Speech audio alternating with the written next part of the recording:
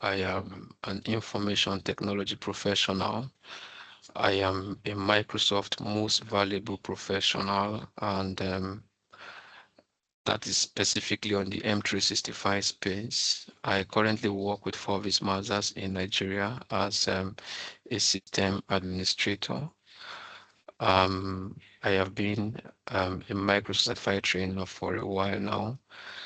I basically interface with users and system as it has to do with fixing issues for people. And yeah, I'm a team player as well. I am a YouTuber, tech YouTuber, and yeah, very active on LinkedIn as well. So today we are just going to be continuing from where you stopped yesterday about identity, and the demos were about there was about a commencement of demo yesterday before we said let's take it to today. So today we are going to really go deep into the demo session to really see what we were talking about on the call that yesterday. So I want us to start from a document that I had put together before now. So just give me a bit to bring it on the screen so that we can use that to start all our activities, and hopefully we'll be able to go very far into all these. So first off, I want you to know that creating user has been something that started all the way from on the on-premises environment. So yesterday we were introduced to the on-premise environment, which is like the private cloud. So what we have here at this time is a private cloud. So here you would have your environment with your PCs, like you can see here, you can see DC. So DC actually means domain controller. And here, what you see here is an indication of an on-premises environment. So if I am here, this machine is saying saved, that is DC2 is saved. Joseph PC is saved, and Joseph PC2 is saved. So just as a piece of information to those who may be a bit advanced. So today we are going to take it in a very elementary form. So please just bear with those who are beginners. So this is a DC, and I'm just going to double click on it to see that assigned into an on-premises machine. So it's just loading here. I'm going to drag it here to this screen so that you can see what I'm talking about. So this is me going into an environment where I am the owner of the domain controller. This is not Azure Active Directory or now the Entra ID. This is me going into my private cloud, and I want to create a user that will be authenticating within my server environment. Okay, so I'm just going to do this. So this is okay. So let me see.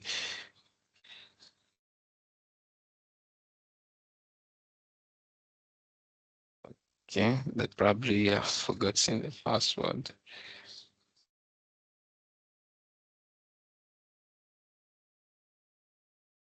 Okay, so I got it.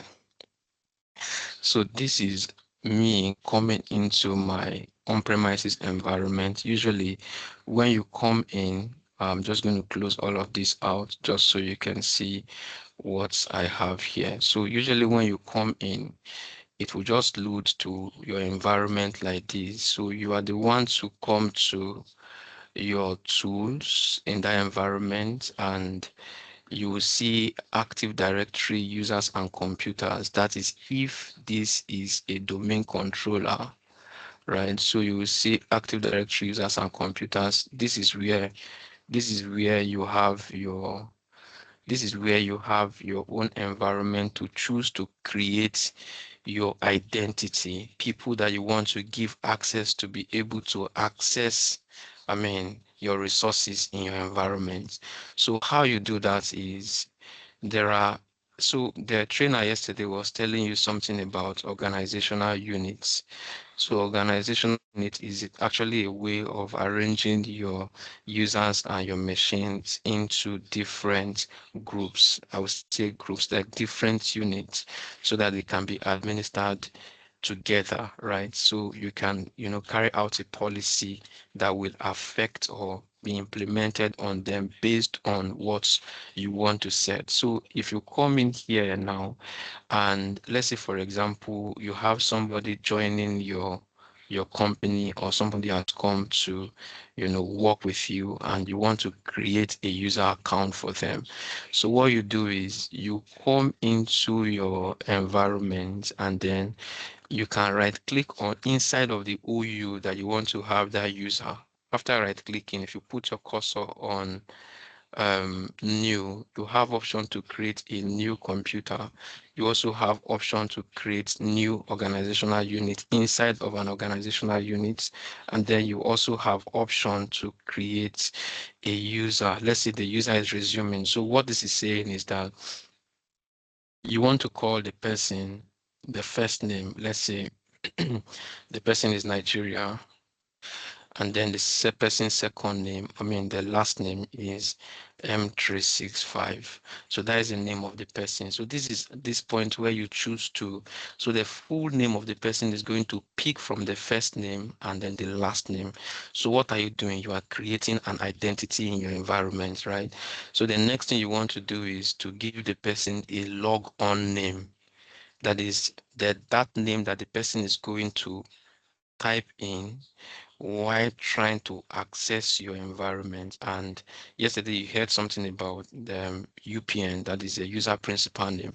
For in the cloud, you will need to put the entire email address format, but in the on-premises like this, you may just need to put in the first name dot the last name, and then you are fine, right? Or the logon name here is enough for you to sign into a machine here. So now, looking at this, right, you can decide now to say you want to give this guy Nigeria dot M365. So if you have several domains in your on-premises environment, this is where you have them listed. Then you can choose to, give the person a name. So, I mean, put the person in a particular domain that speaks to where you want, or the domain you want the person to have. Then you click on next. At this point is where you register the password that should be saved in your Active Directory, so that when this person is trying to sign in, then the system goes to authenticate, right? To check if this person's details are actually what was provided when the person was trying to was created, right? And then you have option to say user must change their passwords when they first sign in. You also have the option to say they should not change their password when they first sign in. So if you uncheck this, they are not going to change their password upon their first sign in. But if you check this, they are going to, they must have to change their password upon first log on. Now, looking at user must change their password. So if I check on this now and I go on, it means that whatever password I'm giving to the user here, when he's accessing a machine or a resource in the environment, then he must change that. But I just want to uncheck this. You can also say user cannot change their password. So you may want to see the user that you are creating should not be able to change their password, right? When they have signed in, they will not have the option to change their password by pressing Ctrl or Delete, as the case may be. Now, password never expires. So there are instances where this is required, but when we get to the advanced, part of these trainings, we may have to look at all these, nitty-gritty. Then if also want to disable the account.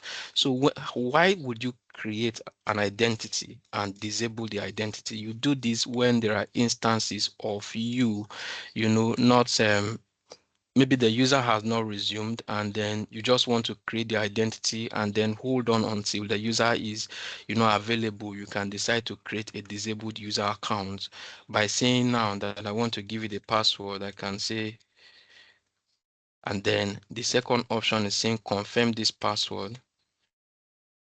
So this is just me working in the on-premises environment, but our focus on this training, remember, is going to be on the cloud and software as a service that you're already aware of, right?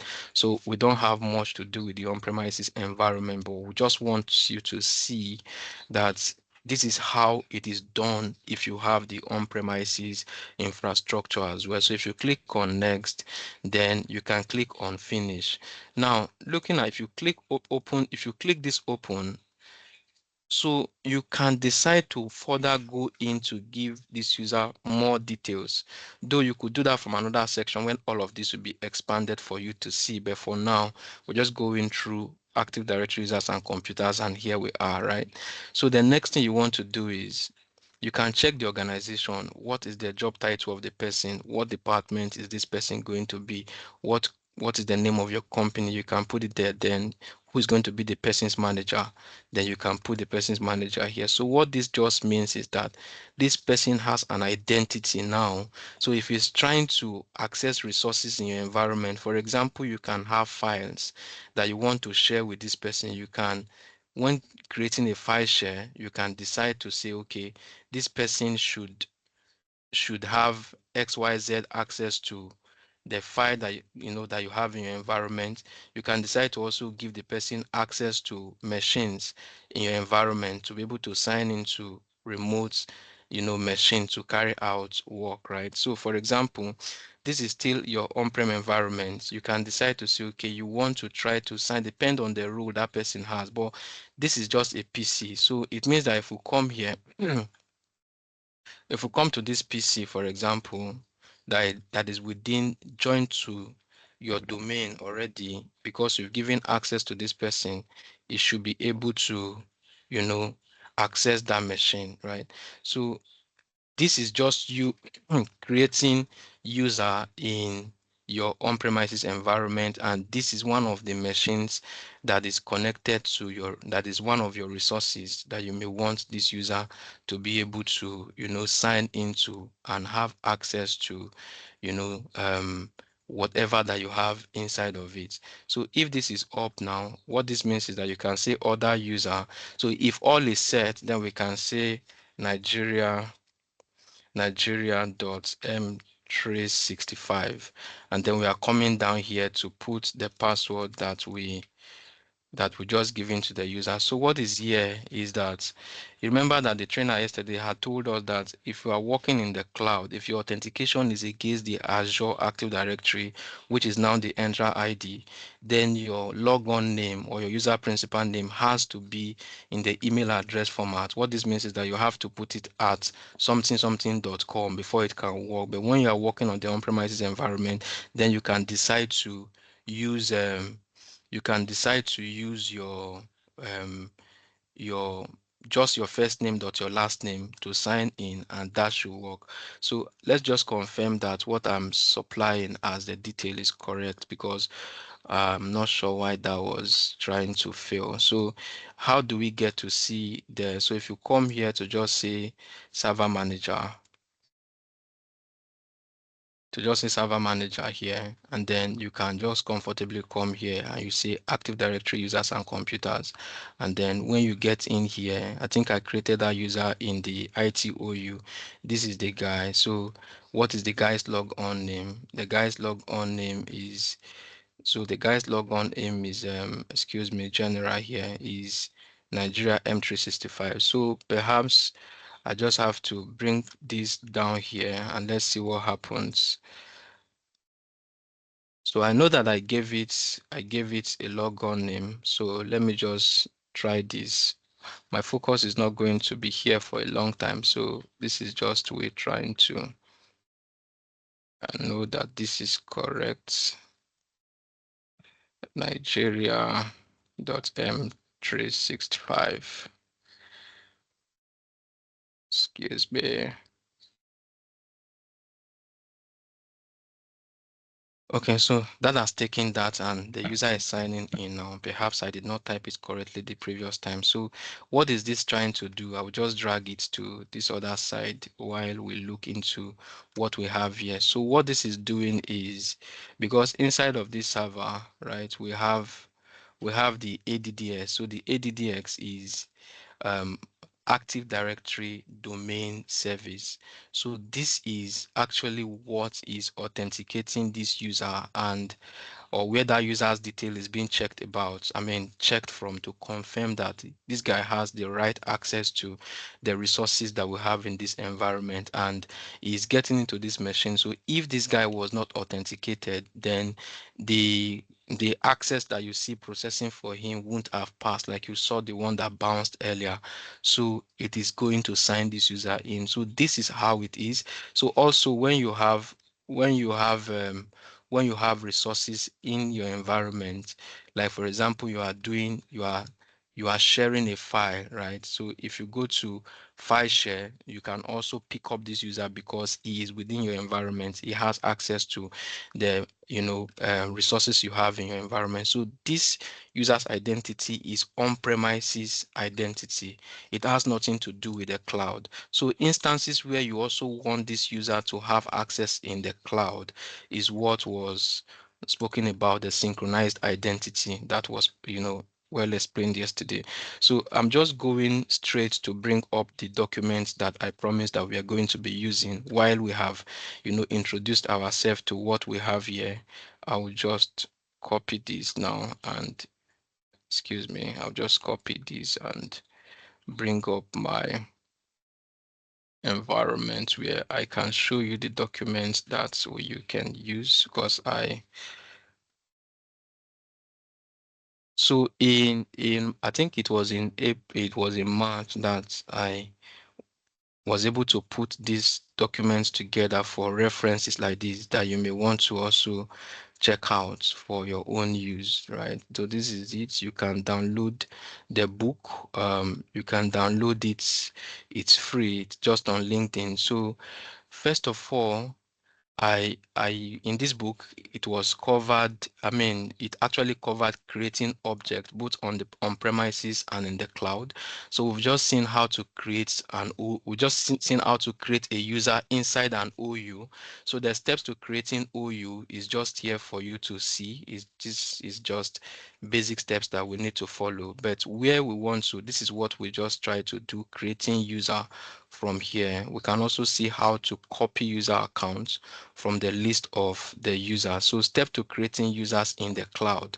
So now we want to go into the cloud environment. So this is talking about steps that you can use to create a user in the cloud. And what do you need to do? You need to sign into the M365 admin center using admin.microsoft.com as at least with a user administrator role. So yesterday we covered the part of we covered the part where we were talking about rules, right, in M365 to say when a user has been authorized, then what determines what the user should be able to see is dependent on the role that the user has in that environment. Now, before you go ahead, we go ahead with this identity in the cloud. A lot of persons have not been able to differentiate between personal accounts, personal Microsoft accounts, and Microsoft 365 accounts. So personal Microsoft accounts are the accounts that you as an individual has that does not have an admin center that you want to go to manage this user. Because I have had interaction with friends that we speak about Microsoft accounts, and they may not be able to know the striking differences between the user that you created from the admin center and you are managing the user's email address and password from a user who has created an account with Microsoft, especially if you are using a Gmail to sign into Microsoft. Before we start, I just want to bring up an in private browser. This is not having any history of any user. If I do office.com and I hit on this, so what is going to happen is that it's going to give me a sign-in page. Now, what determines if where I'm going to be signing into is an M365 account that is like an enterprise use or a personal account is a function of the email address I am supplying. For example, I'm hitting on sign in now and I'm going to be entering my Gmail account here, and let's see what happens if I go to this at gmail.com. So I'm trying to bring out where people actually get a bit confused. This is going through, and then it's going to send a code to my phone right now that I will use to sign in here, right? So I'm just going to check out my mailbox here on my phone, Gmail. So yeah, so the code is already here, and this is 29292044. So you will see that I'm able to sign into an environment that is also M365. But this time, this environment that I am is not, I'm not the one managing the authenticator side of it.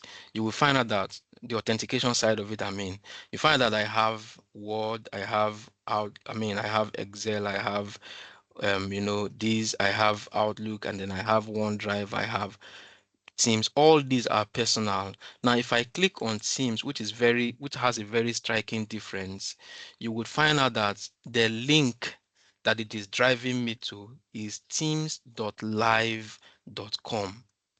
Teams.live.com. But just to fast track, the one you have for enterprise is teams.microsoft.com. So what you have here, yes, you can come into Teams, you'll be able to see calendar, you'll be able to see, option to chat, to schedule meetings. But at the end of the day, you should be able to notice that the URL is actually speaking to a personal account, so that when you are troubleshooting issues, you should first of all know, is this person using a licensed account? Because for me to access this, I don't need license. I'm saying this because we are going to be speaking about license in a while from now. Now, this that you see here is calendar, this is chat, this is team, right? So, but you would find out that this, I don't require license to carry on any activities with it. I can decide to check here. The reason I'm showing you this is because when we get to guest accounts, guest identity, or creating guest users, then you will find out that you could invite Gmail accounts, to your organization as guest. So when you do, this is where the person can switch. So for me, I have been invited to Boomtech. This is an organization. I've been invited to Microsoft as a guest. I've been invited to Pillars Concept as a guest, and I've been invited to TSC3 as an organization, being a guest in that tenant. This is personal accounts. The next question anybody wants to ask is that, how do I create a personal account? Now that we are talking about personal accounts. Now, if you still do office.com, and then we come in here, I just want to see situation where you see options to, so I may have to bring up another browser. I don't want it cached on what we have opened. So I want to perhaps bring up my Edge browser and just do it from there. So I'm just going to open the in private windows from my Edge browser. Hopefully I was not signed into anything here. So I'm just going to expand it, and I want to do office.com. If I do office.com, what happens is that I have option to create an account, right? So now it's saying welcome to M365. What you do here, if you don't have an account and you want to set up a personal account, is even if you click on this sign in now, let's see, you have two options, right, to follow. So these two options you follow in, one is taking you to having a personal account where you don't need license to access the resources, of course, with limitation. If you go to get email, like if you want to create your personal account here now, you have option to, you know, you can sign up using your Gmail account, but if you want to create a new email from a scratch, then you have option to either create an outlook.com account or a hotmail.com account, because these two are Microsoft, emails, right? So you can decide to put whatever you want to put here, and then you go ahead to create a personal account. The emphasis I'm laying here is that if we are speaking about Microsoft accounts, so if I say go to get M365, so if we're speaking about Microsoft accounts, we should be able to quickly know that there can be more than one type of account. You have personal, and then you have the M365 account that is for business. So now coming into this other side is where you see business, that you start talking about licenses that you are going to pay. So this is giving you more like an expanded access to these resources, the one that you are paying for.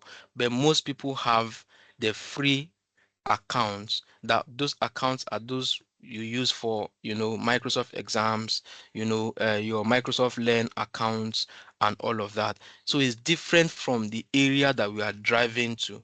So you may have your Microsoft, personal account that you use for your regular learnings, and you will be wondering why you cannot see the administrative icon here showing for you to open the tenant and try to do some adjustments.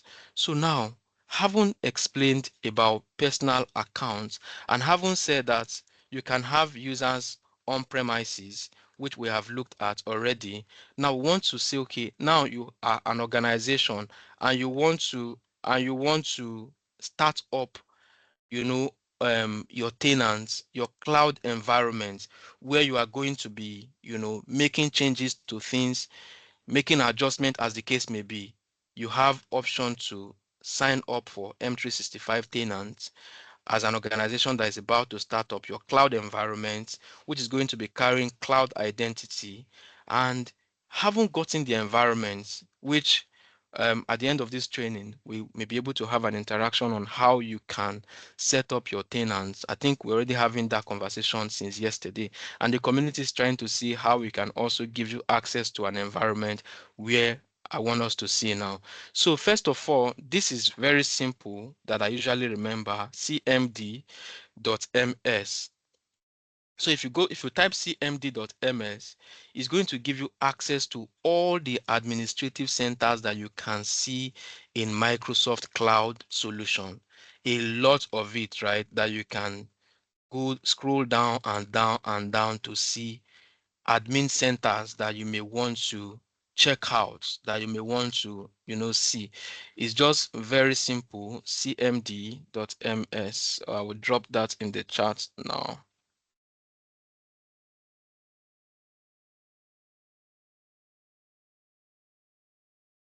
So, Yeah, hi Joseph. yes, please. Yeah, I think some people can't see your screen. I don't know. Is it possible you stop the screen share and reshare? Okay, I'll do that now. Thank you. Okay, thanks.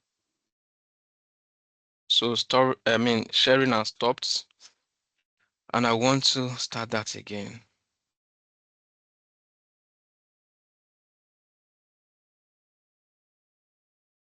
Okay. So, I have just shared my screen. So, please let me know when my screen is again visible. You may want to use the emoji icons. Thank you, iShots. Yeah, thank you. So I was just trying to explain that for you to get into where you want to manage the identity of users or see your environment as a whole, you may just want to do cmd.ms, command.ms. It's actually the Microsoft command line, Microsoft Cloud command line. Please, today we are going to take it very simple and very flat. So if you come here, for for example, before you can have access to this, I will explain to you when we come to rules anyway. But now this user has been authenticated and has been authorized. The reason why you didn't see me typing in username and password is because I had earlier signed into this environment and it has cached my password and my username. So that's why I was just able to get in here. And by the authorization that was explained yesterday, the user is going to have access to all of these: security admin center, compliance admin center, endpoint manager, identity, exchange, SharePoint, Teams, and all other admin centers because of the role this user has. Don't worry. Now, I'm just trying to see if I can pick up a user that has no that does not have that level of access, to to get into the environment, right? Who will not see the admin center. But before then, I just wanted to see that there are two types of users, right? There are admin users. Let me bring up my paint. So while talking about users, yesterday we spoke about identity in terms of users, in terms of service accounts, and then in terms of machines and applications, right? So, but we are strictly talking about users now. We have user. This is, sorry, that's not what I wanted to use. I'm just going to take this off. Oh, right, do new one. So we have user, right? Here, this is a user. Just trying to make sense with this diagram. This is a user, and this is another user. So it's possible that you have a user that is administrator, and then you have a user that is a non-admin. So this user that is an administrator, the administrator that we're talking about is speaking to um, IT administration, somebody who wants to manage your identity, right? So for people who have authenticated, then when it speaks to authorization, then admin users will have the authority to access admin centers, which is one of what we have used cmd.ms to access. But a non-admin user is not going to be able to access your admin end, but will be able to see the applications, the resources, the services that the license covers. We'll come back to license, but it is important that we speak about the roles that we have. So generally, we have non-admin roles. So all these are non-tech employees, non-tech employees, including your CEO if he's not if he's not a tech person. So you would not go give your CEO admin role because he's a CEO and he must be an administrator. No. So all non-tech employees are not supposed to have administrative role. So they are out of the game.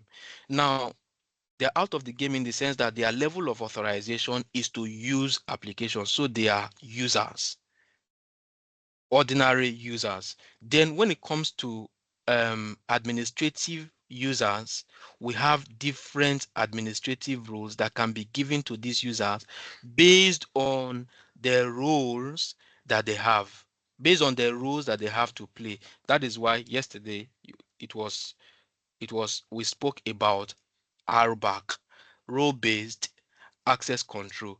And there is always a cybersecurity awareness that will say that just enough access should be what you give to a user, that is least privilege access.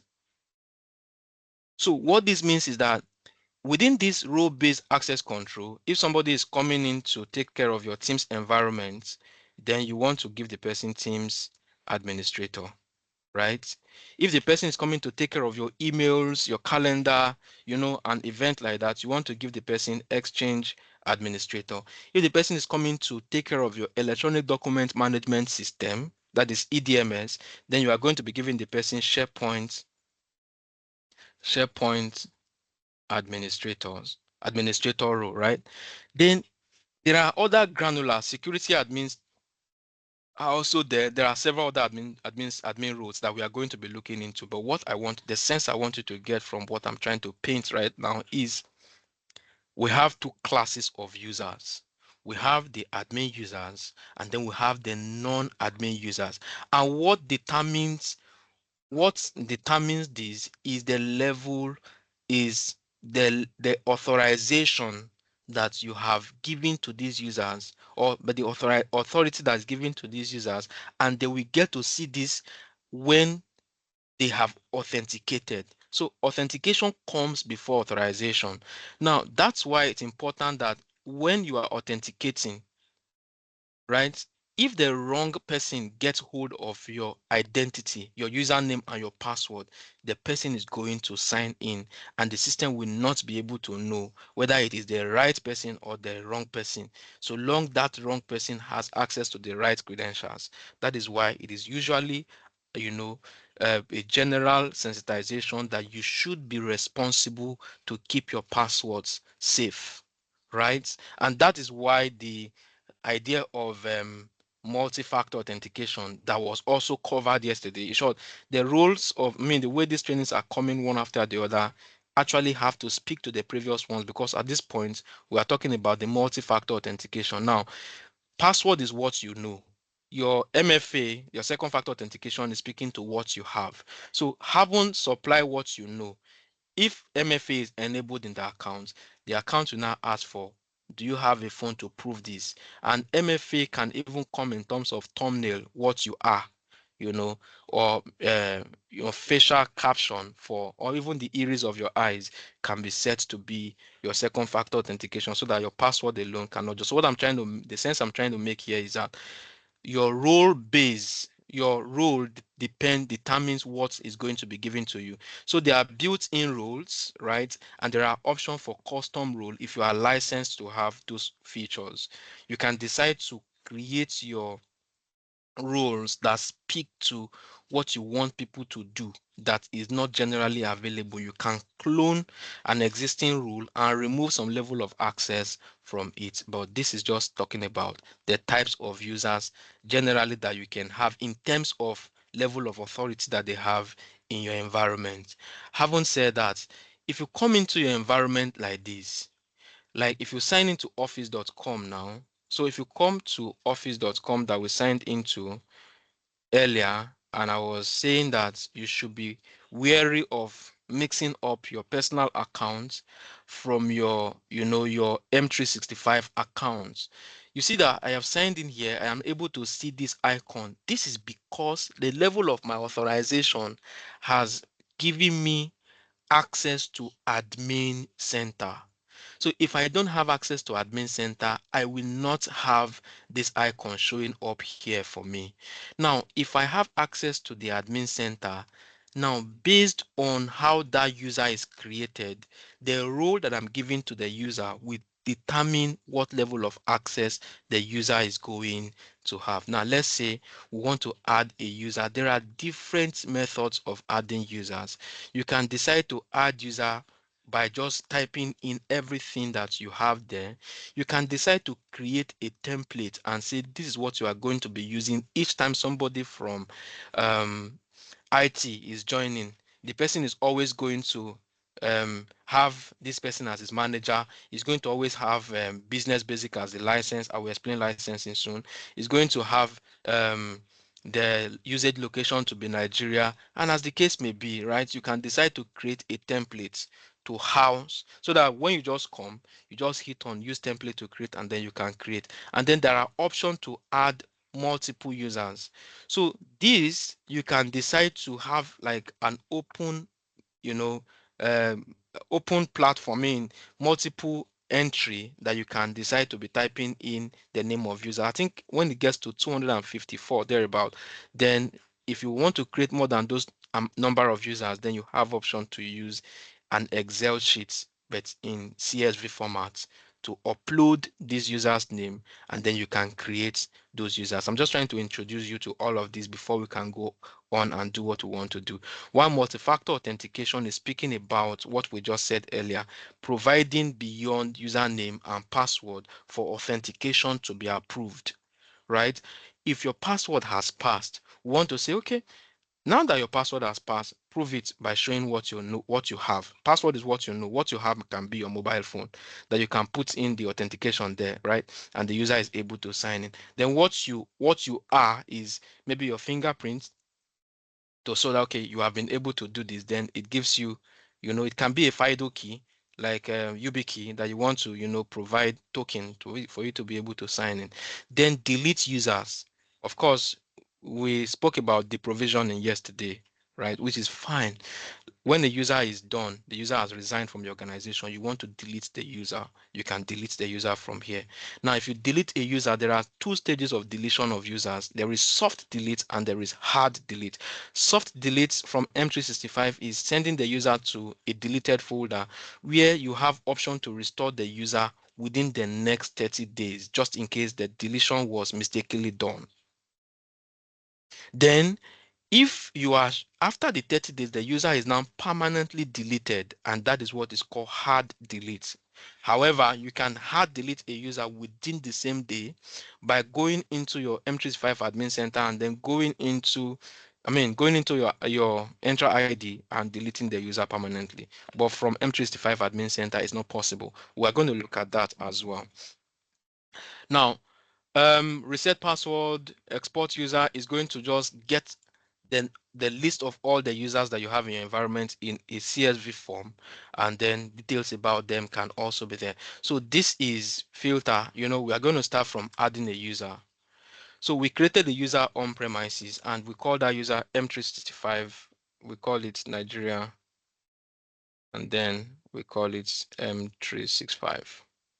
So if we click on here, then it's just going to bring the display name Nigeria M365.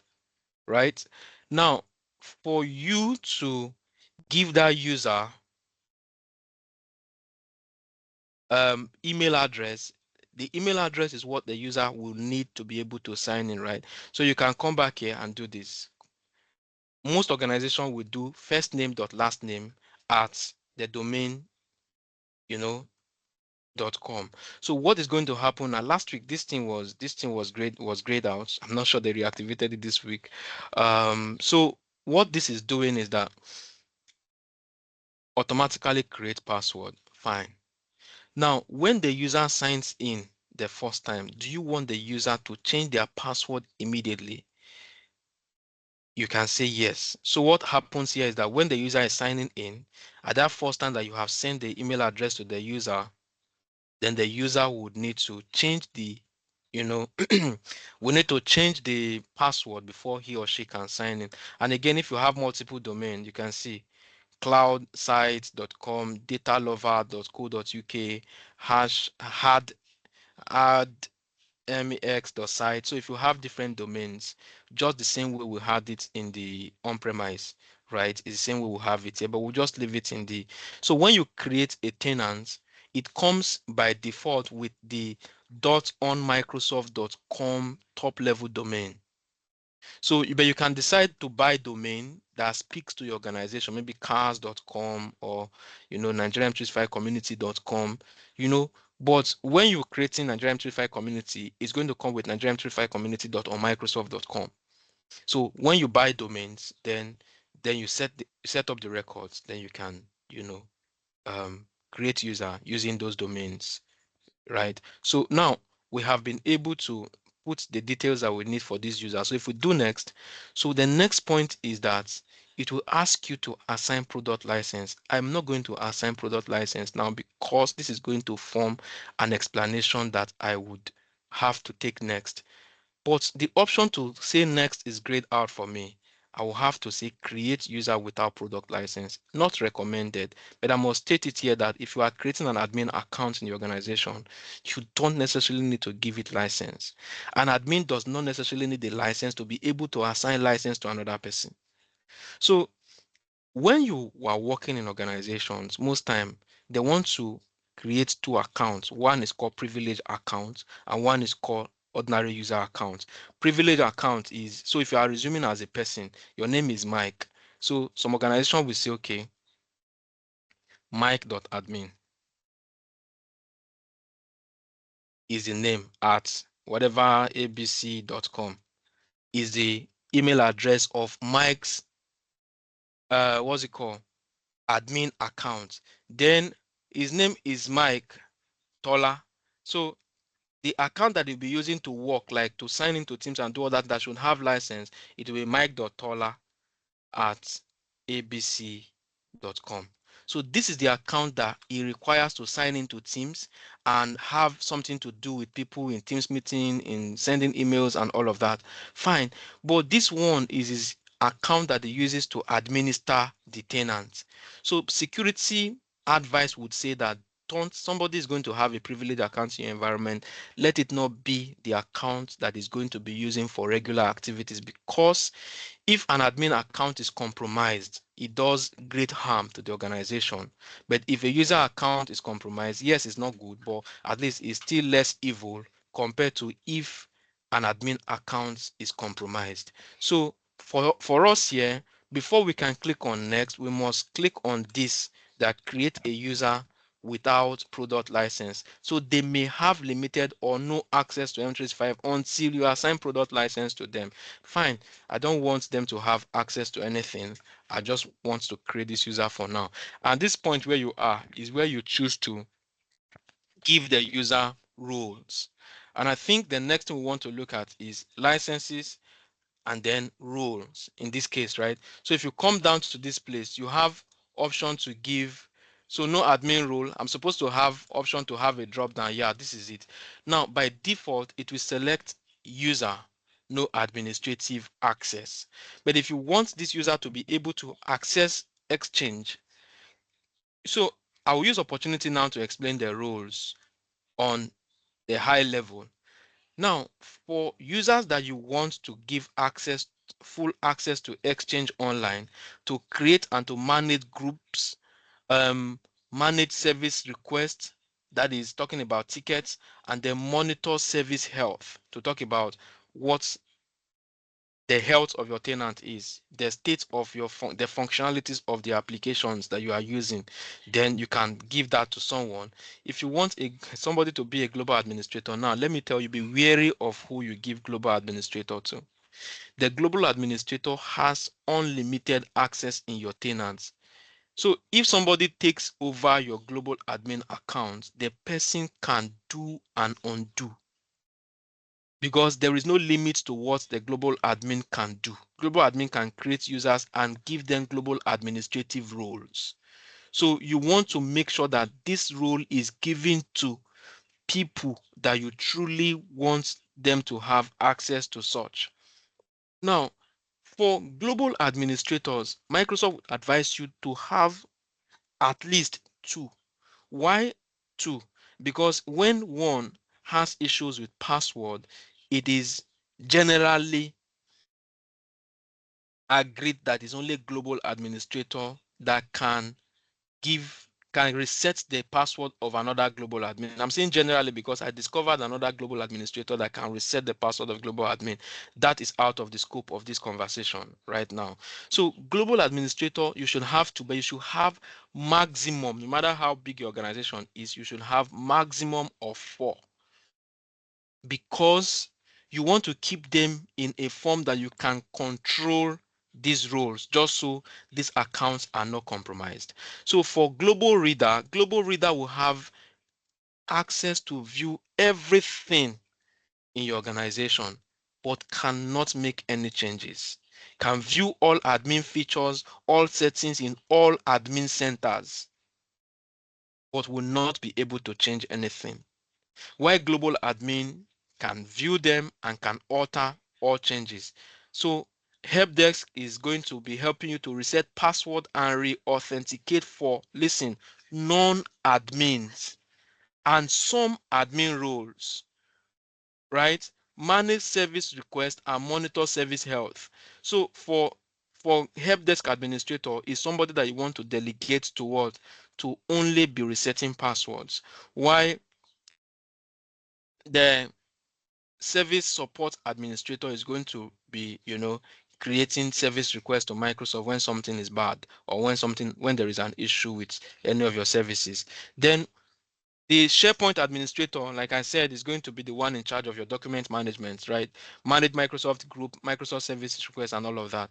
While Teams administrator, again, is going to be doing all of those. See, these admin roles are things that you may want to take your time to look into. There are a lot that you can see here based on roles. And this is where it is important to mention that all these that you see here are job descriptions for people. This is how much M365 can give people opportunities to work, because you can just be surprised that somebody is looking for a Teams administrator, is looking for Exchange administrator, is looking for a SharePoint administrator. All these are roles, security administrator, all these are roles that are available for you to apply to if you actually take these trainings to heart. But again, it's not compulsory that you give role to user. Let's just say the user we are creating at this point is a non-administrative user. So we'll just do next. And then what happens next is when we click on finish, what's going to come up is that the username, which is this one, and then I'm just going to copy the username now. And then I'm also going to copy the default password. So this is what you send to the person to say, welcome to XYZ Nigerian 365 community as an organization, and this is your account for signing. Now, I want to buttress on rules before we go on. Rules, if you also come down here to rules, you have rule assignments, right? For under rule assignments, you are going to have all the rules now arranged in alphabetical order. So you can decide to scroll down to see, there are very many, right? You can see suggested rules, there are many, right? So you can go through all of these to see the rules that you have in M365. For example, the global administrator role that we are talking about. If I come here now and I click on global administrator, if I also want to know the administrators in my environment, this is how I'm going to know them. So if I click on the global admin rule, I will click on assigned. And then I can see that I am bridging the rule already because I have a lot of people who are global administrators, but this is because this is a test environment. But you don't have to do this as. So when your account is maybe compromised and you are doing check-ins, these are places that you want to come and check also if there's no account created that the user has given, an admin role to do and undo. So having said that, you can come here to look at any other role to see who is there. And if you want to also compare roles, and see what the roles are, of course, you can click on up to 3 roles that you can compare their attributes. You see me click 3 rows. If you click the fourth one, you see compare here. If you click the fourth one, then this is going to be grayed out. It means that you can put 3 rows side by side and see what they can and what they cannot do. So while that is coming up, I'm just going to quickly open in private windows to sign into the account that we just created. So this is, putting those roles together. This is global administrator, this is guest inviter, all these. So read basic properties on all resources in admin center. Yes, this one can do it.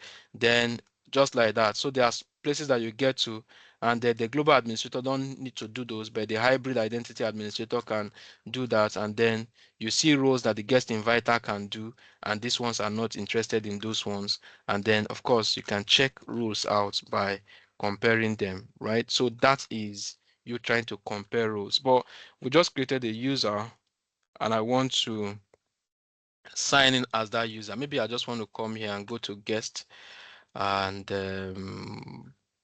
which tenant is which? Okay, good. I know where this one is. So let's quickly pull this one here. And then let's do, so when this user comes to your organization the very first day, he's going to sign into office.com. The reason I was saying that you should be able to differentiate between this and your personal account is at this time, this user is going to be giving um, a username and password that speaks to the organization identity, right? Using the domain that was already attributed to this environment. So I'm just trying to sign in there and it's just taking the time to do some loadings. So when this comes and so what you do is you click on sign in. right? But this time you are providing the organization, the details that the organization provided you as a user who is just resuming that org. So the username again is this. This is it. And then what is the password? Now, when this user supplies this password, of course, you know what authentication and authorization is now. So it's going to pass, but not what's going to happen next is that it's going to be asking the user to change the password, because we had said that the user must change the password when next log on, right? So now the user is now going to put the password that he wants to use so that even the administrator does not know that password. Okay, so now I'll just hit this. So if MFA was enabled in this environment, it is this time that it will ask me to enroll for multi-factor authentication. But this tenant does not have, those set up for now, right? So now we'll do next, next, next, next. This is just walking me through the whole environment. But because this user is not licensed, when it clicks on these 9 dots, it's not going to see any applications. These ones are just display. There's nothing that we click. So it does not have any access to, it does not have access to any service. And this is where we'll be talking about licensing. So M365 comes with license. Let me just say licensing in Microsoft 365. But while that is even trying to load, I'm going to bring up my paints and explain some things to us. And don't save. Now we can classify licensing generally into 3. Maybe I just want to do it that way first, though there are some basic things that I would also mention, but for now, let me just classify them into 3. And then let's just say we have smaller ones here. That's so up here. Okay, so let's say down here, I will call them standalones. Stand-alone licenses. Good. So here we can have business, we have enterprise, and then we have education.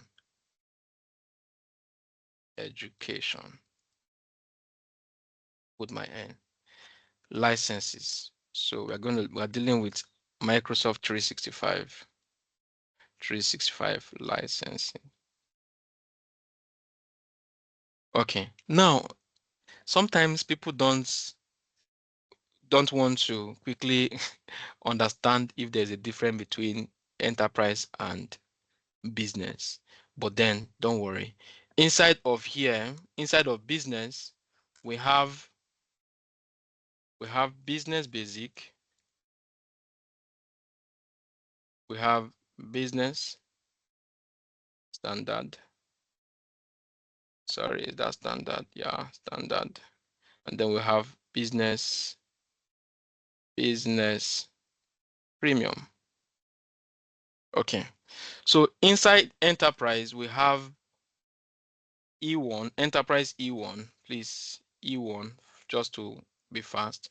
We have E3, and then we have E5, but I'll have to state this, M365 E1, we have M365 E3, we have M365 E5, then we have O365 E1, O365 E3, we have O365 E5. E5, good. Then education license. I think we have A1, and then we have A3, and then we have A5 generally.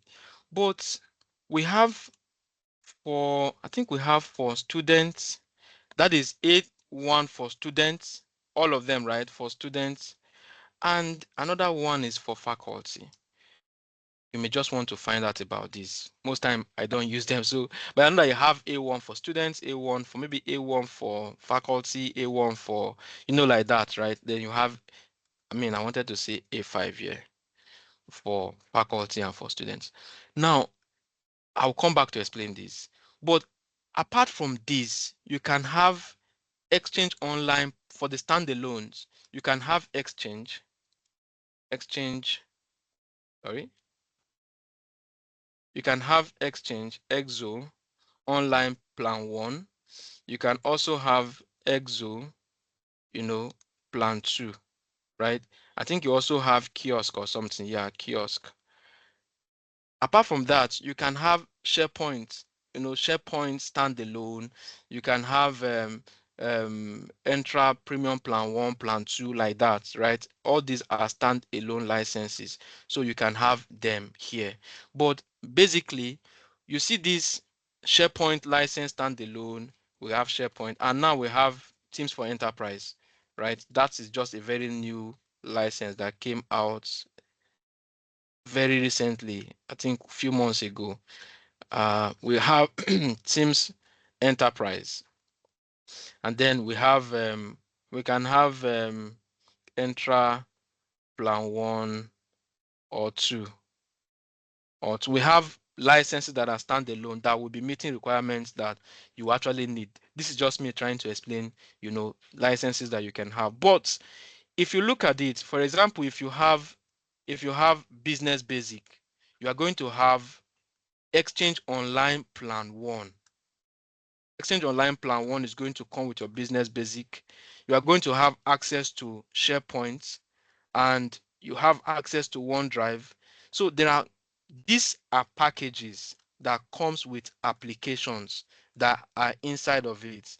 Then now the differences between, so the assignment that we would give you, I think today is what I'm going to start assignments. Please, moderator, take note of the assignment so that later we can have a conversation and we can construct it. So, but what I want you to go do is to distinguish between the M365 and the O365 licenses, because you have E1, E3, E5, then like that. Then I must say again that for business licenses, there are for organizations that have between 1 and 300. Or will I say 299? Let's say 299. Then from 300 and above,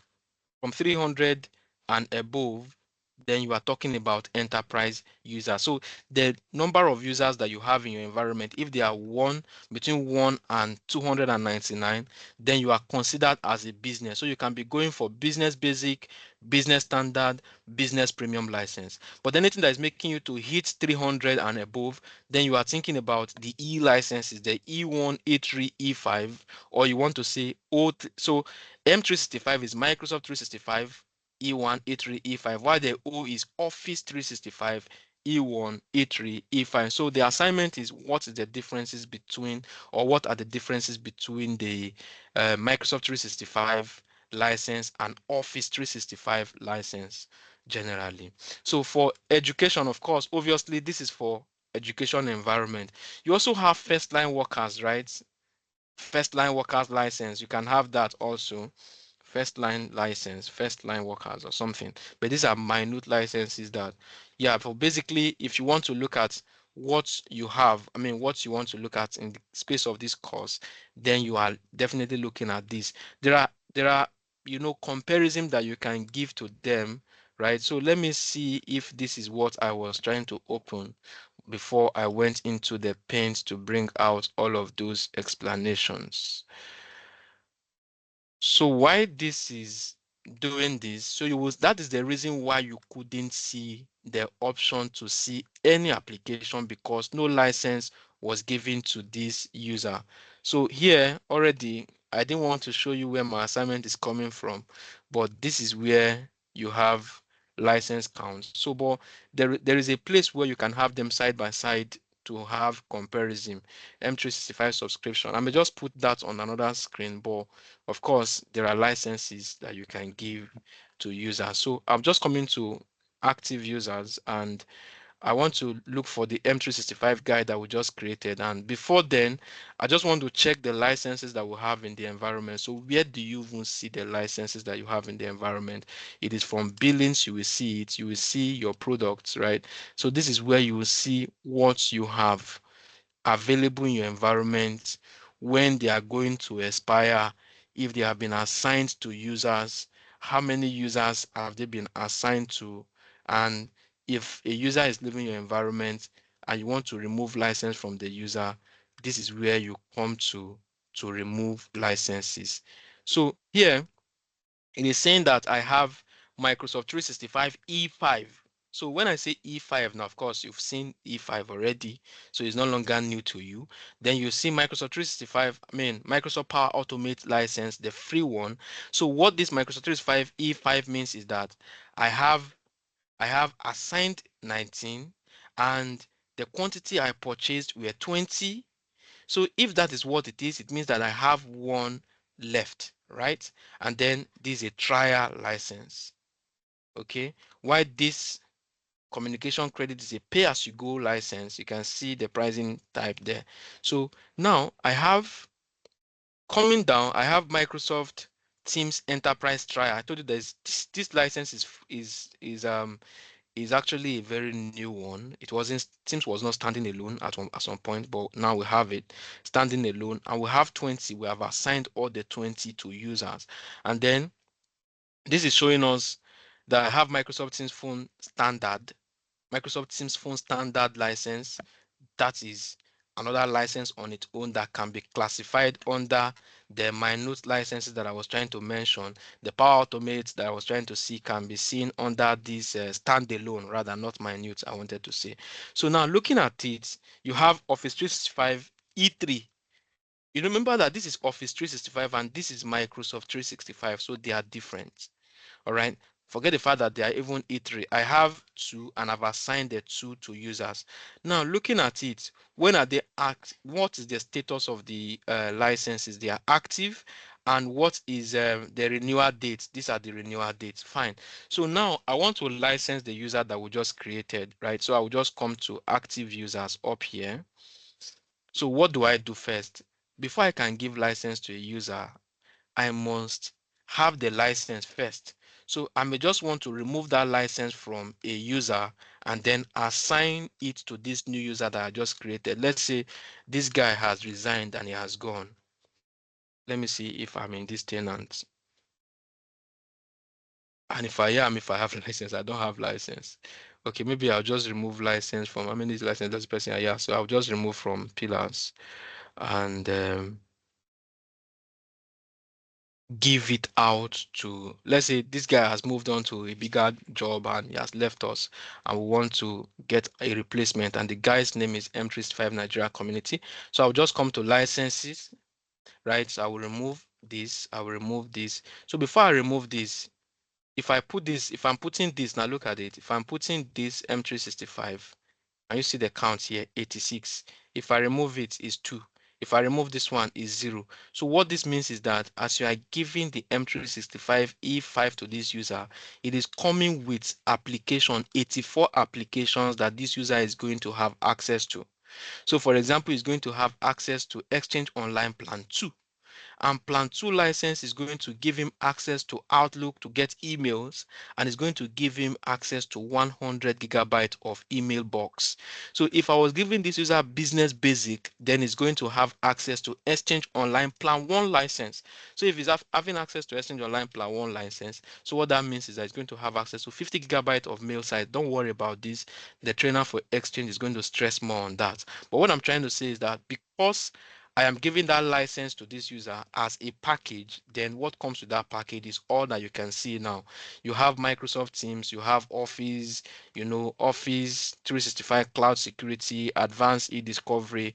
And then if you check, you're also going to see Teams, you see Microsoft Teams, you see, what's it called? SharePoints, like that, right? So if I also want this guy to have access to, okay, I want, because this is no Teams, good, no Teams, so I will not see Teams. So for me to be able to give this guy Teams, I need to now give him a license that has Microsoft Teams Enterprise. Fortunately, I'm having one remaining out of 20. So if I give this now, it means that I am out of the Microsoft Teams license and I am out of this. But remember that we wanted to remove from pillars. I want to give to the user that we just created. So we'll just do save. So when we do save, so what we do next is we can clean out this. So we're going to search for Nigeria M365. So we can do Nigeria, and then I'm expecting that guy to come up. And then when we do, we're going to come to licenses. And what we'll do next is to now go give him those licenses that we have. So we're going to give him Microsoft 365. So if we do this, of course, it's going to give him access to 84 licenses. And for the guy to have access to Teams, then we're going to give him Microsoft Teams Enterprise. So it means that if we come down here, he has 95 licenses now. Yes, Microsoft Teams Enterprise comes with its own license, from 84, 85, 86, 87, 88, 89, 90. How many did we have there? Let's give him that again and see, because Teams Enterprise comes with, so from 84 to 95, do the mathematics. So these are the application that comes with that Microsoft Teams Enterprise, package. The reason is because Microsoft Teams need calendar, just in case it was only Teams we're going to give to this user, needs calendar, so it will need to have Exchange Online plan. So Exchange Online plan that it may have, from what I'm thinking, is going, maybe it's just going to be like plan 1, right? And then it needs also access to save the mails. I mean the OneDrive content, maybe like meetings recording, that will need access to OneDrive. So that's why you have some other packages, some other application coming under the package of the Teams Enterprise license. So what are you going to do? You're just going to hit on save. So if you hit on save now, you have given this guy this license. You have changed, your changes have been saved. 5 subscriptions or trial will expire soon. It's just giving me warning about my license, right? So now if I click on close and then I come back to, I think I was sign into the guest here. I remember why I looked at this. Yeah, I'll just drag it back into this screen. So sometimes you just have to sign out and sign back in. Remember, this is how this guy was signed in and nothing was here. So if I refresh now, it's possible that that license would have taken effect on this guy and you start seeing application. And sometimes you have to wait for a while for the licenses to take effect, and then the user is going to come up, right? So what is here is, if I come here now and I sign this user out of this session, so, and I just want to sign back in,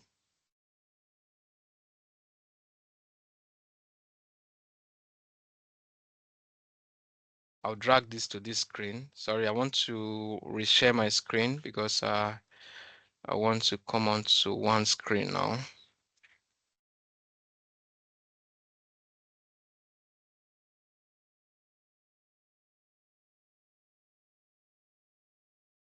Okay. So just give me some time to look for those, my browsers. So I was in this, and then is my screen still being shared? I guess no.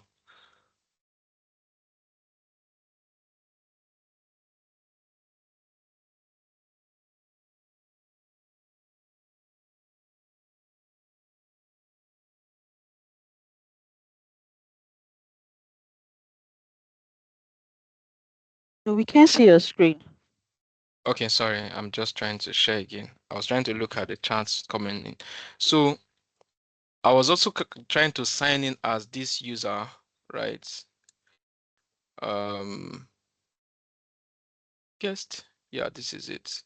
I was trying to sign back in as the user that we created. Let me sign back in and see if the user is picking up those licenses already.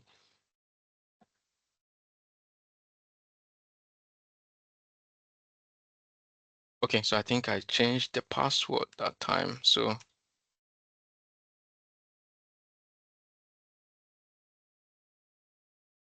let me just see. We may be lucky that the user may.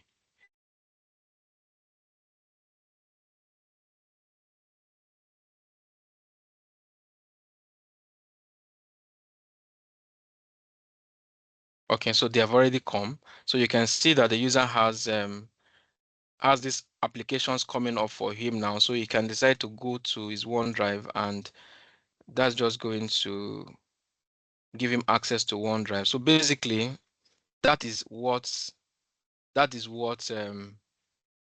you can try to see with user who has license different from a user who does not have license to his account. So having explained the impact of licenses, because of course this guy can now come here and then go to his mailbox to see, you know, those welcome emails that he got when he joined the organization, right? So this is where he's going to see like, welcome to Nigeria M35 community, you know. So the licenses that were assigned to him already is getting an email to say he was assigned XYZ license, you know, like that. So having said that, the next thing that we want to look at is, let's just quickly go back to our environment. I think we are working with this tenant here. Yeah, sure. So we have been able to successfully create this user using the add user. So you also have option to use templates to create this user. You can create user templates. So moderator, please, the second assignment is going to be for to create user templates, and then I'll just quickly explain multiple user options to us so that we can say yes. So I was saying that 259 users. So if you are creating up to 259 users, you can just decide to be typing in their names here between 1 and 259 users, right? You can decide to put in the first name, put in the last name, the user name, and then you pick the domain, and then you do next, you check the next one. So if this row 1, 2, 3, 4, 5 is exhausted, you can also add rows to it and it keep on expanding. But if you also want the option to use a CSV file to collect the details of the user, let's say your HR is just going to send you a CSV file of the employees, right? That you can just upload to bulk create these users, then you can use CSV to create them. So what do? You just do, you know, download CSV with an example just so you can see how it looks. So if I'm opening this Excel sheet now, then you would see that the example that is shown to me here is the username, the first name. I think I can do close here so that this can expand a bit. And then I can click on here and then double click here just so this can be expanded. So you can see that it's saying that I should put in the email address of the user, but it has to be, you know, with the domain that I have, then the first name, the last name, the display name, and then job title and the details that I will need to put. But mind you, all is not compulsory, apart from the username is compulsory, the display name is compulsory. I think these are the two that are compulsory. You can decide to remove these other ones, and you can create the user with just these two that are here for you by filling in just this detail for the user. But if you can decide to put the first and the last name is good, just so you can have a clean, you know, record and put. But if you have, you know, their job title, their department, also their office phone number, once you fill in this and save it, so what you do next is just to browse to the location where you have this CSV file saved, and you move it up, and then you can have option to click on next, and then all the users will just automatically get created for you using the bulk create option. So having said that, that's about active users. So the next thing is about contacts. Contact can also be, contacts can be seen as people outside of your organization that you would like everyone to be able to find. So, for example, you can see that these are Gmail users, right? But they can be in the address book so that when somebody wants to send an email to them from Outlook, they can be searchable using this name to look for them. Let's say, for example, you have a contractor who is an electrical vendor in your organization. So you can decide to say, okay, that this guy, instead of people looking for him, you can add a contact of that user in the environment. Just give it a name to say, okay, the guy is Joseph. Um, let's say, let me just give it another name that may not be in this. Let's just James Smart is the name of the guy, and this is just going to be the display name of the guy. The email address can be my email address, for example, at gmail.com, which is the guy's email address. Then you can decide to, I'm not sure there's a sense in hiding this from global address list, except if you are no longer doing contract with the guy and you don't want to delete it just in case you re-engage in the future. You can decide to hide. So what it means to hide from global address list is that people should not be able to search for them in Outlook, right, at that point. Then for mail tip, for mail tip is just going to tell people what this guy is doing for your organization in case they are searching for the guy. So you can say this is our electrical vendor, electronics vendor, just so people can know what this guy is standing or what he's doing in this organization. This is not a user. This does not even need to do any form of authentication in your environment, but it's just you having, like, it was explained to you that identity is actually seen as a phone book. So these ones are people outside of your organization that you have decided to save their contacts here so that they can be easy. You don't need to know their email address before you can search for them in Outlook when you need to have a conversation with them. Like, for example, if you this Jasmine now, if you are somebody is looking for Jasmine, so instead of going to know that Jasmine is hardmex99.gmail.com, no, the person will just know that there is somebody called Jasmine who is an external contact that we have interactions or we have dealings with. Then you can decide to bring Jasmine's contact into what you are doing, and in that case, once you search for Jasmine from your from your Outlook, then you will just see Jasmine and decide to send. You can see now, this guy is just resuming, and perhaps you have told him that Jasmine is the guy that is doing X, Y, or Z for you, right? Then what's just going to happen is that once he comes here, he does not need to know the guy's email address. Once he just know that the guy's name is Jasmine and they put Jasmine here, Jasmine is a Gmail user, but then yes, the guy can easily find Jasmine and send him a mail. Even when composing a mail, he can search for Jasmine and is going to see him because he is in your global address list. So these are contacts. They are different from your internal users who need to authenticate and who needs to be authorized. So it means that if Jasmine, of course, Jasmine cannot be using his Gmail to sign into your environment that is using, that's your domain again.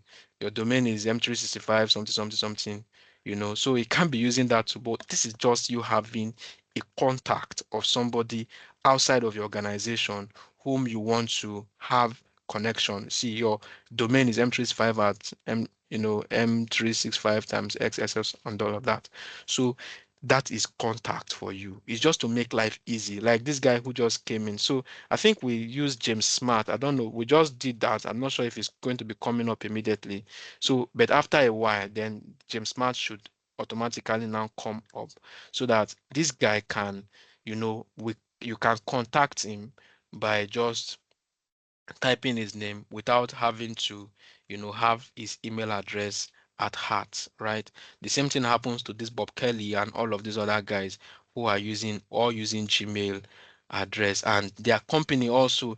You can decide to put their company there so that what happens is that the people can know the company where these guys are working, so that there was like a full detail about them, you having them in your environment. So basically, that is what contacts are.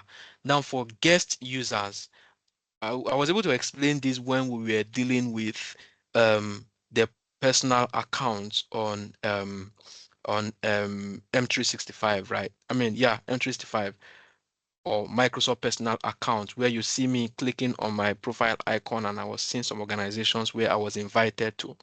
So this is where that is done. That can be done from the guest user end. So if you come here now, you click on add. So there are three administrators that can add guests to your environment. Of course, when I say administrators now, you now know that we have global admin, we have the exchange admin, we have the user admin, we have the guest inviter role, administrator and all of that. The three administrators that can, invite users. Of course, you know that global admin has access to almost everything. Then you have the user administrator and the guest inviter. These are the only three users who would be authorized. I will stress the word authorized again because again we have explained that authorization is giving you access to be able to do what you can do in an environment, right? So having said that, the guest invite, if you are inviting a guest, it's not going to be working for you in the M365 admin center. It is going to be redirecting you to the Entra admin center because the invitation of users is actually done from the Entra admin center. But the good thing is that someone is coming to explain the Entra admin center completely to you. So clicking on add guest immediately, it is loading another another admin center. This same admin center that is opening now is the admin center that you would have seen here as from your cmd.ms. The first admin center is the Microsoft Entra, which was formerly called Azure Active Directory, and then which is the authentication management or the identity management of your cloud, identities, right? So this is still trying to load. That's just what I'm trying to explain. So the person treating Entra would actually show you more about that. But if it opens on time, I may just be able to quickly show you how to invite a guest to your environment. Now, I had earlier explained or spoken something about deleted users. So for deleted users, I think I am already there now. I'm still not there. Fine, I've just come back. For deleted users, you have two stages of deletion.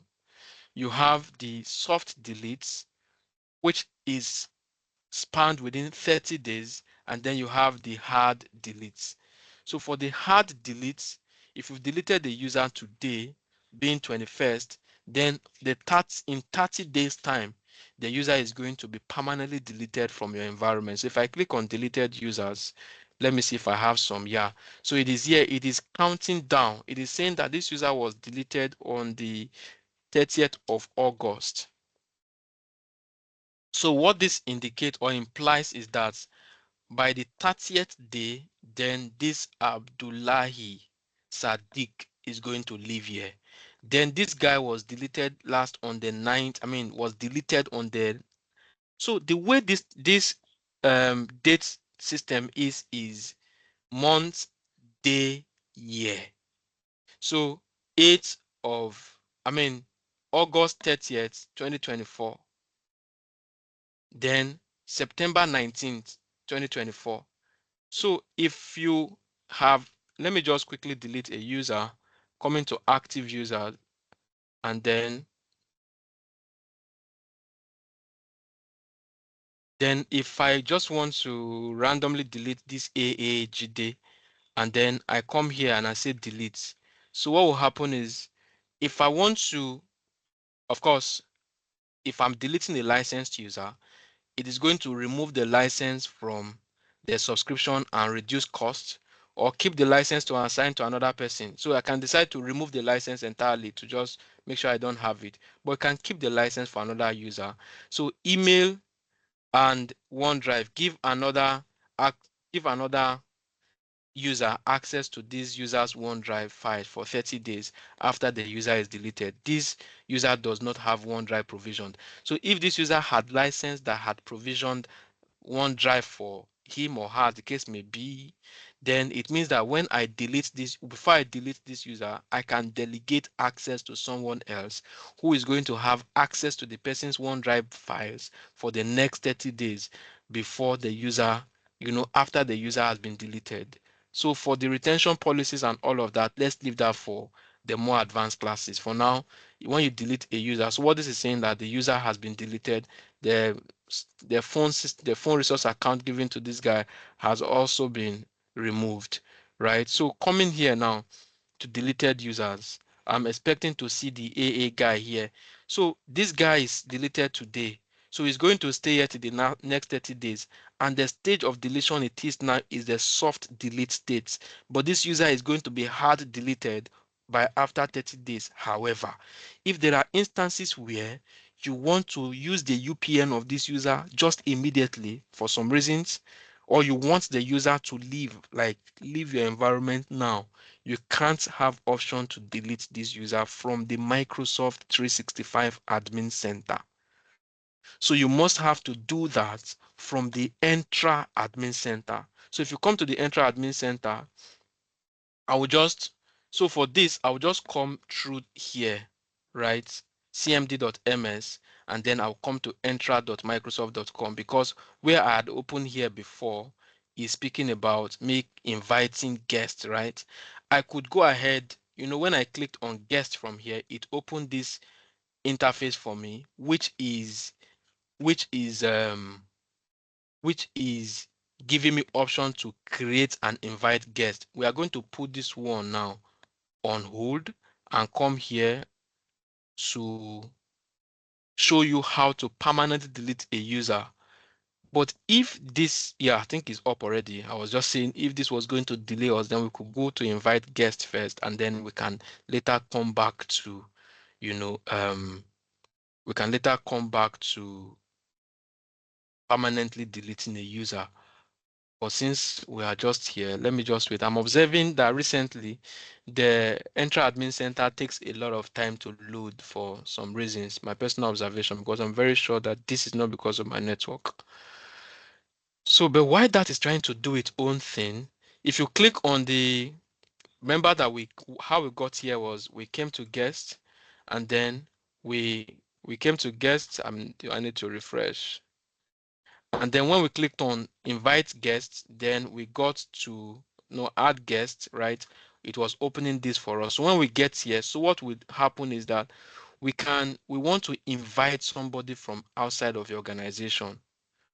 So what we can do is to click on the invite. This is supposed to give me option to click on invite now. So so it's just down here. So the point is that, so this is what will happen. It will give me options to give the name, which is optional. But what is compulsory is that I must have the email address of the user. So I'm just trying to be using my test email address as the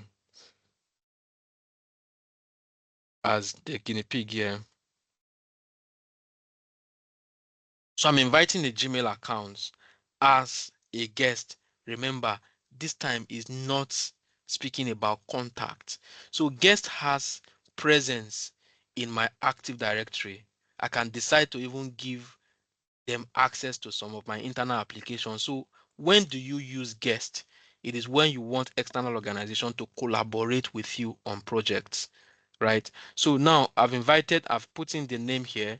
I can decide to even try to put the first name, put the last name. Then the invitation message, I can say this is a test from Nigeria M365. And then what happens is that I can come to say, okay, what's happening next is if I have a job title for him, I can fill a lot, and I can hit on invite, right? So if I click on invite, so what's going to happen now is it's going to send an email to that Gmail account to say that he has been invited to this Contoso tenant. So if you come to I think this one would have opened by now. So if you come to your users under the Entra Admin Center, which is going to be covered deeply, you would find out that that guy that I invited is going to be showing up that the invitation that was sent to the guy has not been redeemed, right? That the invitation is pending acceptance. But once the guy accepts that invitation, then of course I can go ahead now to give him access to Teams in my environment so that he can hop into Teams meeting with us. Then he can be invited to a meeting. Files can be shared with him. Now, when we get to Teams, somebody is going to take you Teams in the future as well within this first phase of the training. Then the person is going to be differentiating or explaining to you the difference between external users and guest users. So you have to be able to distinguish between external users, guest users, and contacts in Teams. So now in the M365, so if I click on, if I just try to search for myself, you will find out that if I expand this now, you will find out the difference that this one is Joseph at this.onmicrosoft.com. This is this, but if you look at this one that is carrying my Gmail, it is saying this at gmail.com. My at has been replaced with an underscore, and then you have the extension, which is external to this organization before you have the on microsoft.com. If I click on this user account, then the redemption is going to be pending. Now, if I come to that mailbox, I just hope, I don't think I would have anything that is personal on that mailbox that's you should not be able to see. So I'll just open it. I should have that invitation already. So this is saying that I have invitation. Look at it. Joseph invited you to access application within their organization. Remember that I will say, unfortunately, my name in that tenant is Joseph, and my name, my real name is Joseph. So that's why you may not quickly see the striking difference. But this is saying that that guy, that administrator, that guest inviter, that global admin administrator, or that user administrator, like these are the three roles that can invite guests, are inviting you to access application within the organization. Now, if you look at that message I dropped, I say this is a test from M365. So this is where I will provide detail about what or why I am inviting this guy, just in case he's skeptical. Please only act on this email if this is from your if you trust this organization and all of that. So if I come here, I can click on accept invitation, and it's only here and now I'll be able to have access to that organization, so that if I now search for office.com and I put my email address, I don't want to repeat what we did earlier, and I put my Gmail address, then I'll be able to flip over to that guest tenant where I was invited to.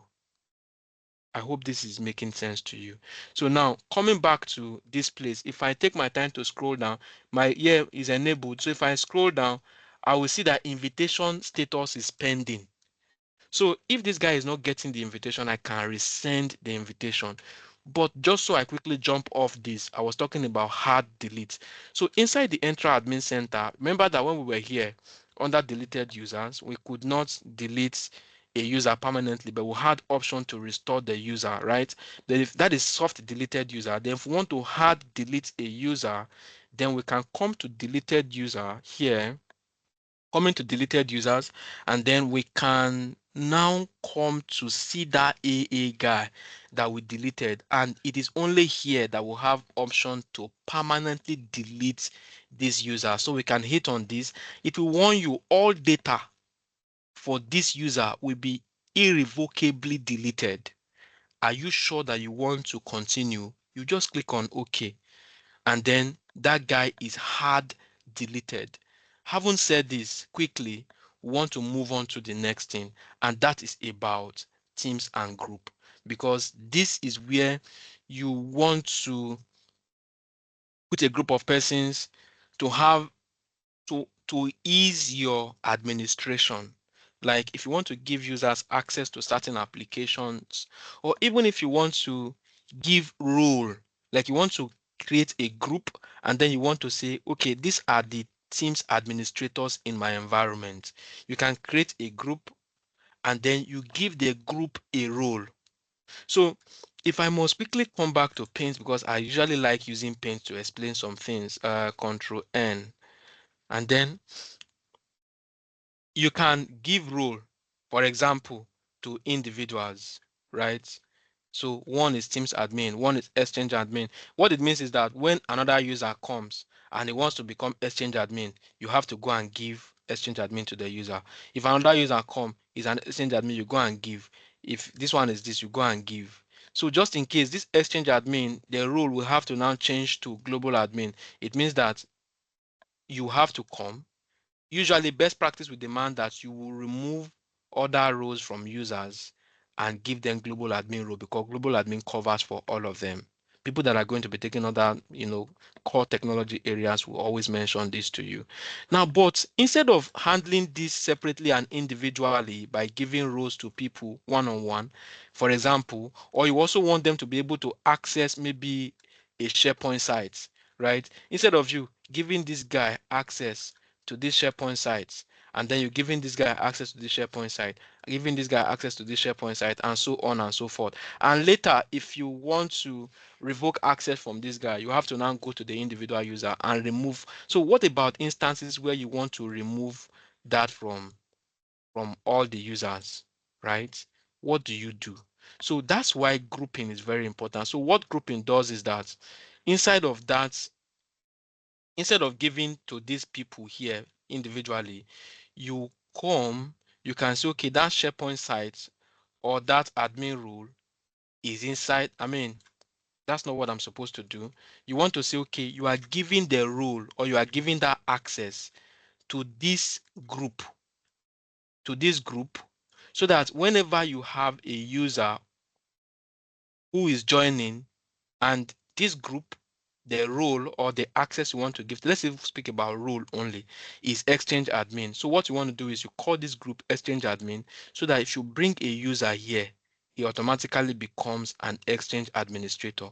What it implies is that if you remove a user here, the user will drop the role because he is leaving the group. You can have a document. You can have a document. I'm just trying to tell you the essence of using roles. You can have a document, and all you just want is that you want people to only be able, a group of persons to be able to edit these documents. They should be able to download the documents.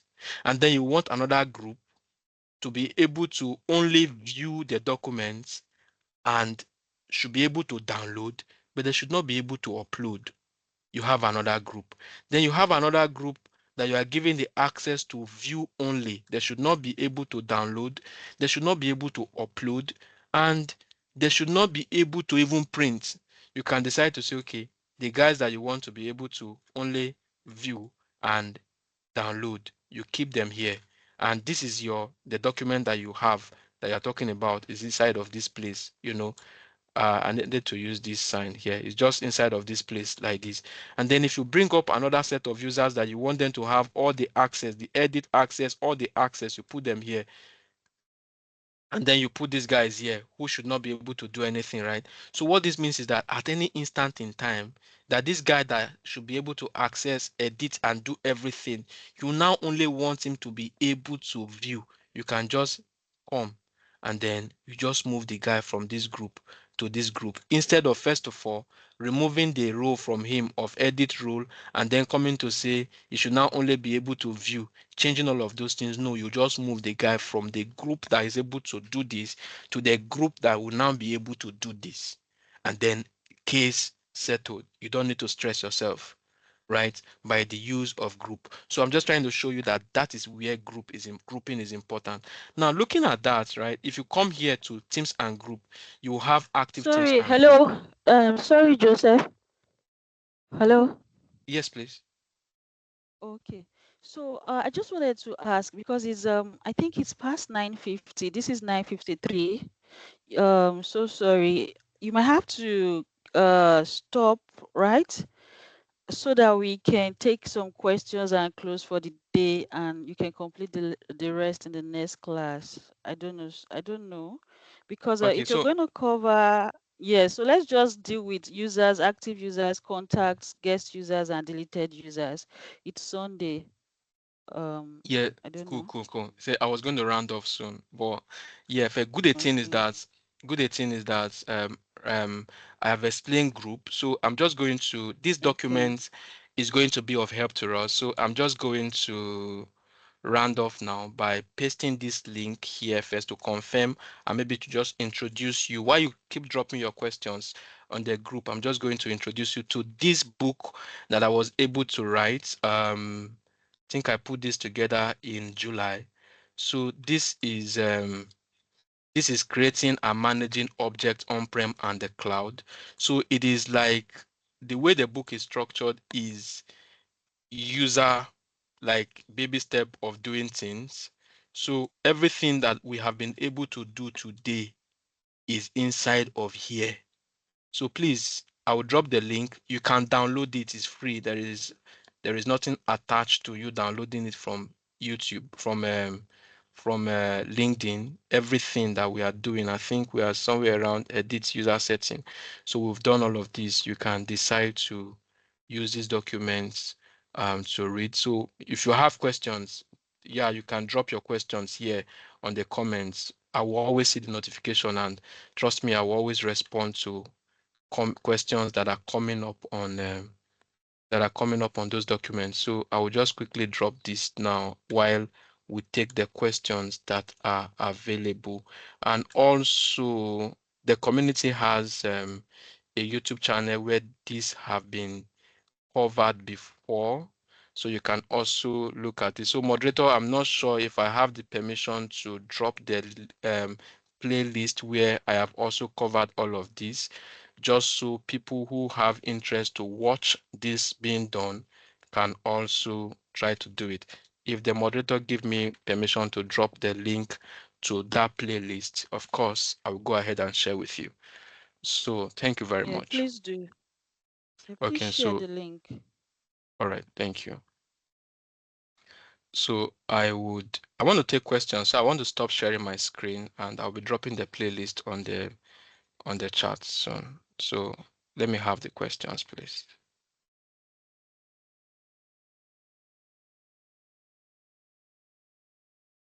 Thank you so very much, Joseph, for that very informative session.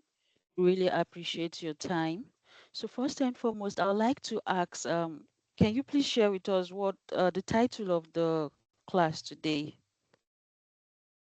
So it's continuation of identity. Continuation of identity. Okay, that's Yeah. fine. So I think the next question would be, how does one sign up for Microsoft 365? Okay, so I would just be responding to that from what I just mentioned. So the steps to do that, I will share the link now. And then the steps to do that, I have also tried to put it down on that playlist.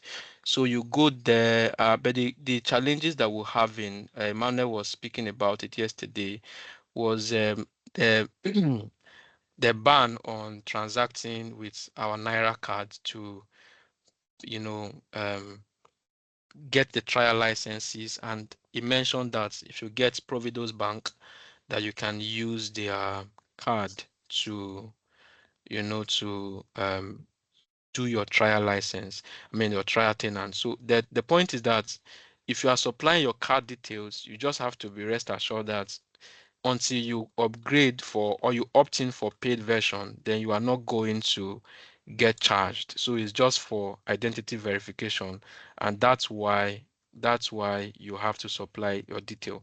So virtual cards are not working, and then Naira cards are not working, but the community is trying to do what it can do. We are consulting with our MCTs in the environment. So please asking for attendee attendance form, please. Maybe you want to share that on time. So we're also trying to work internally and see how many people we can accommodate to have access to lab environments.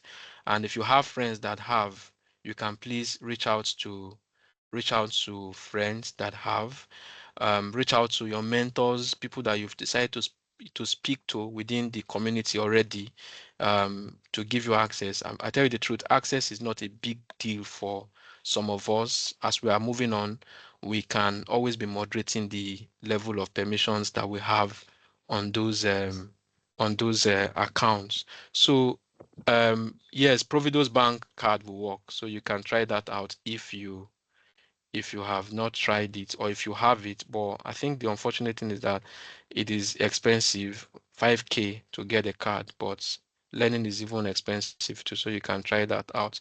Reach out to community mentors, and yeah, whoever has will be willing to assist you. That's what I can say about that. Okay, thank you. Um, I think someone else is asking about the trial subscription.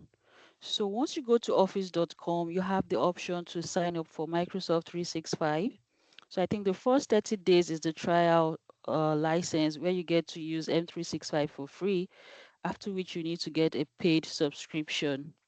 So I think at the moment we're having issues with paying directly with the Naira card, which Joseph has just said. But then within this mentorship program, we're looking at ways that we can create an account for you, so that you can actually practice what Joseph has just showed us.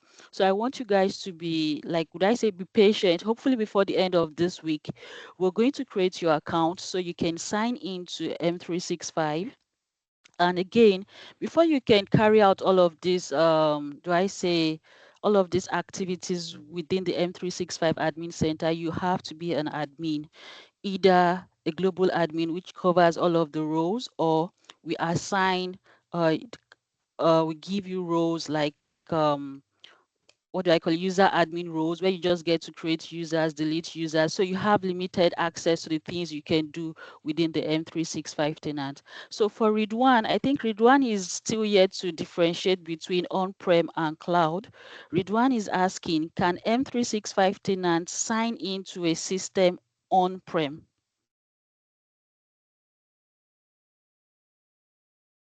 Okay, so Hello, Joseph. yes, I can hear you. So yeah, so the on-prem environment is like what I showed you earlier, is my own environment created in my own private cloud, while the M365 is the cloud identity, right? So if you have synchronized identity, then it means that your users are both present on-prem, where they are source of authority is, and then they also have presence in the cloud. Maybe if you have that kind of account, your on-prem, your if you have, I wanted to even, let me see if I can show you quickly an environment or a user that has presence both on-prem and in the cloud. So basically, they are separate environment, I would say, but you can have them have handshake, where changes that you make from your on-prem will be replicated to the cloud. I'm not sure if that answers your question, but I'm trying to also quickly sign into an environment that I have a synchronized identity so that I can show you. So maybe we'll take the next one while I try to, yeah, I said it does. Okay, thank you. So let's take the next one, please, Rafi. Hi, Joseph, let me add to that. Right, so for an on-prem environment, a user can be created on Active Directory and be synced to Office 365 using the Microsoft Entra ID Connect. So with that account, the user can use it to sign into the on-prem environment as well as Office 365. But if the user was created as a cloud-only user on Office 365, that means the user will not be able to sign in into the on-prem environment, except when we have this a sub machine or hard machine happening. Maybe you're trying to sync the user back, which is not possible except by hard machine scenario, right? So those users, the sync users can sign in both on on-prem and a cloud, while a cloud-only users can only sign in on Office 365. Thank you, Emmanuel. So I was just trying to get into this tenant also to show you. For example, you see the sync status here, like Emmanuel just mentioned, cloud only user. So if you see this sign, it's showing that this user was created in the cloud. And if you see this user showing up here, it is a user that was created on premises and is synced to the cloud. So this user's identity is both identified on premise and in the cloud. So, but if you want to make changes to say password of this user, you have to do it from the on-premises, which is the source of authority, and then it will write to the cloud. Same thing with this guy too. It was created on-premise and it was synced to the cloud. So this is a symbol that you can use to differentiate in an environment that is hybrid in nature to see accounts that are created from here that we have shown earlier and the ones that are created from the M365 space. I hope that helps as well. I hope so too. So the next question will be as regards adding a contact of people outside the organization with different domains, does that help when email restriction policies are made and such contact domains are restricted from sending email inward the organization? Would those contacts be exempted? Okay, Oh, so that's a long so one. so so I think I understand that question. So the fact that you are in Okay. short, I can add a domain that does not exist as a contact. Like I'll just write anything that I want to write. It's just me putting something in my phone book. So it must not necessarily, if I go and type 10-digit number and I say that is Rafiah's number, it does not, the phone book will not tell me I cannot save this because the number is not complete. It will just save it. It is only when I'm trying to call it, then the number is not existing. So just see your contact as not checking against anything at all. It's just carrying your whatever you supply to it. You can go and try it. Just type xyz.com. It will save. And if you go to your Outlook and you want to send a mail, you call it, to come. But if you send a mail, it's going to bounce because there's nothing like that kind of email address that is happening. So it's not speaking to any rules, it's not speaking to ban domains or speaking to anything. It's just something that is just for your own memory and easy remembrance for you and your organization users. So it has nothing to do with rules.